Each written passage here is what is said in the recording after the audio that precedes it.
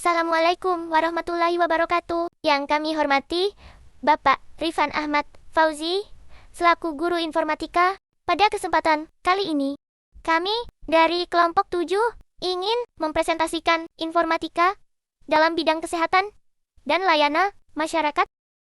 Berikut adalah anggota kelompok 7 yang berpartisipasi dalam pengerjaan proyek ini. Baik, mari kita simak pembahasannya. Latar belakang. Teknologi informasi merambah ke berbagai bidang, tidak terlepas juga dalam bidang kesehatan, khususnya pada rumah sakit. Rumah sakit adalah tempat dan sarana kesehatan sebagai tempat penyelenggara upaya terkait dalam bidang kesehatan, dalam memberikan pelayanan yang prima dan berkualitas kepada pelanggan. Pihak rumah sakit selalu melakukan inovasi yang baru, salah satunya adalah penerapan teknologi informasi di rumah sakit. Teknologi informasi dipercaya dapat membantu meningkatkan efisiensi dan efektivitas suatu proses bisnis. Dalam bidang layanan masyarakat, teknologi informasi merupakan tahapan yang saat ini sangat berkembang dan sangat diunggulkan dalam berbagai bidang. Misalnya, teknologi informasi digunakan sebagai alat dalam penyampaian informasi kepada setiap masyarakat di dunia agar masyarakat dapat mengetahui apa-apa saja yang terjadi di masyarakat sekarang atau penunjuk jangka waktu ke depannya. Teknologi informasi juga digunakan dalam pelayanan umum kepada masyarakat yang merupakan pembayaran pajak, pengisian daftar riwayat hidup, dan hal-hal yang menyangkut masalah personal diri masyarakat yang menggunakan teknologi informasi itu sendiri. Pengertian informatika pada bidang kesehatan.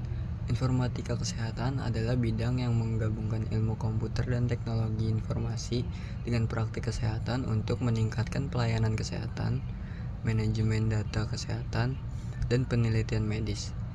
Bidang ini bertujuan untuk mengoptimalkan penggunaan teknologi informasi dalam semua aspek perawatan kesehatan, mulai dari pengumpulan dan analisis data klinis hingga manajemen sistem informasi rumah sakit. Pengertian informatika dalam bidang layanan masyarakat. Teknologi memberikan solusi yang lebih cepat dan efisien, serta transparan bagi masyarakat dalam mengakses berbagai layanan pemerintah, mulai dari pengurusan dokumen, pembayaran pajak, hingga pelaporan masalah publik, semuanya dapat dilakukan secara daring. Berikut adalah beberapa cara bagaimana teknologi telah meningkatkan pelayanan publik dan menguntungkan masyarakat. Contoh penggunaan informatika dalam bidang kesehatan. 1. Kemudahan akses layanan kesehatan. Teknologi telah merampingkan akses terhadap layanan kesehatan.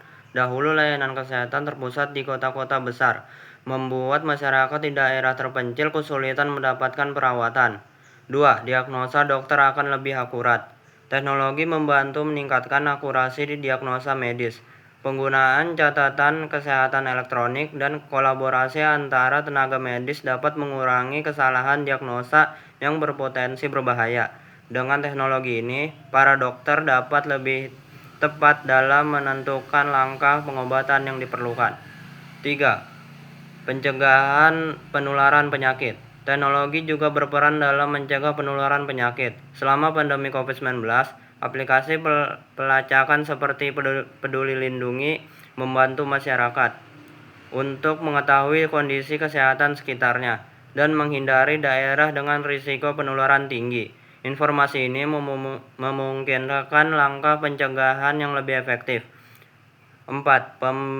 Pemberdayaan pasien.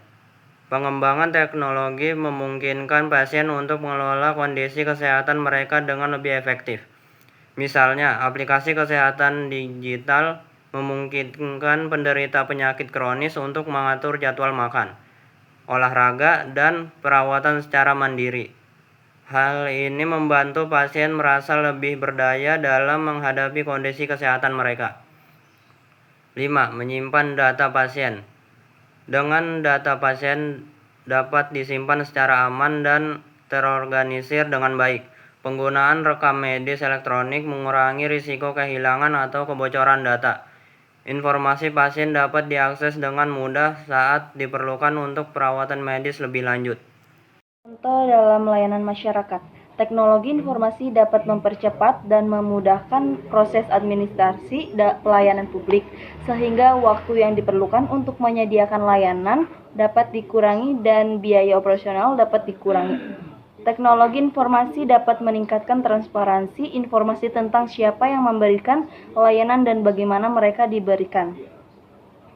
Selain itu, pemanfaatan teknologi informasi dapat meningkatkan partisipasi masyarakat dalam pengambilan keputusan dan pembuatan kebijakan, serta teknologi informasi dan dapat digunakan untuk meningkatkan kualitas layanan yang diberikan kepada masyarakat, seperti sistem pelayanan publik yang mudah dan cepat.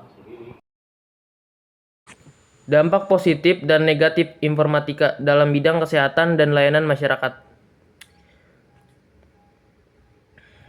Dalam bidang kesehatan, dampak positif, munculnya aplikasi konsultasi kesehatan, munculnya aplikasi pengatur pola hidup, mempersingkat waktu tunggu pasien, membantu diagnosa dokter, kemudahan dalam menyimpan data pasien. Dampak negatif, mengganggu penglihatan, munculnya ketergantungan, banyak informasi hoaks, maraknya penyakit kanker, menimbulkan banyak penyakit.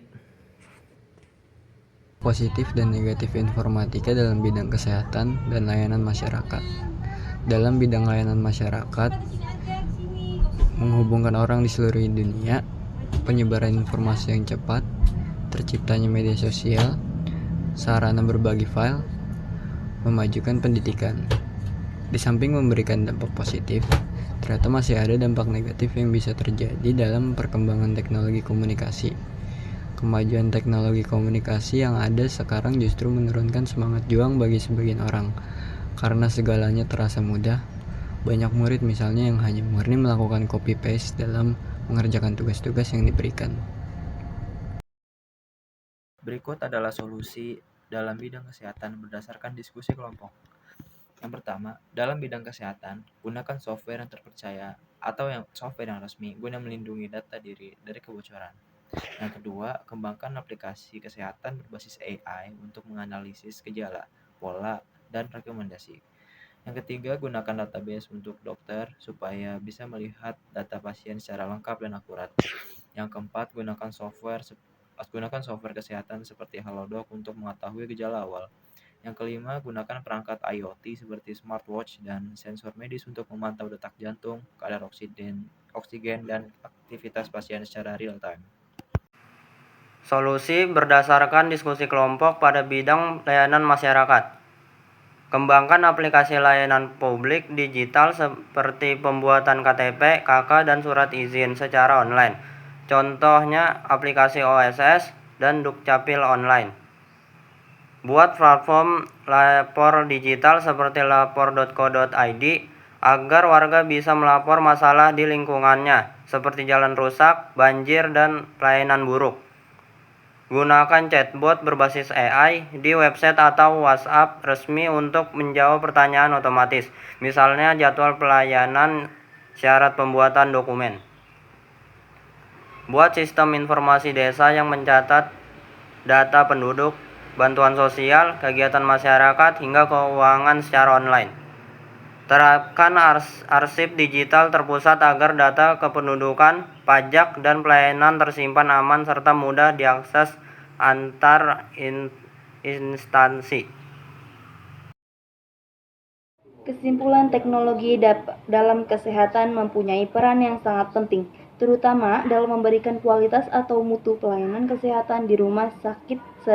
Seiring dengan perkembangan teknologi dan informasi seakan telah membuat standar baru yang harus dipenuhi. Hal tersebut membuat keperawatan di Indonesia menjadi tertantang untuk terus mengembangkan kualitas pelayanan keperawatan yang berbasis teknologi informasi. Lalu, pada bidang layanan masyarakat, penerapan TIK di desa memiliki potensi yang besar untuk meningkatkan pelayanan publik dan membawa manfaat bagi masyarakat desa. Dengan mengatasi berbagai tantangan yang ada, diharapkan TIK dapat menjadi alat yang efektif untuk membangun desa yang maju, mandiri, dan sejahtera.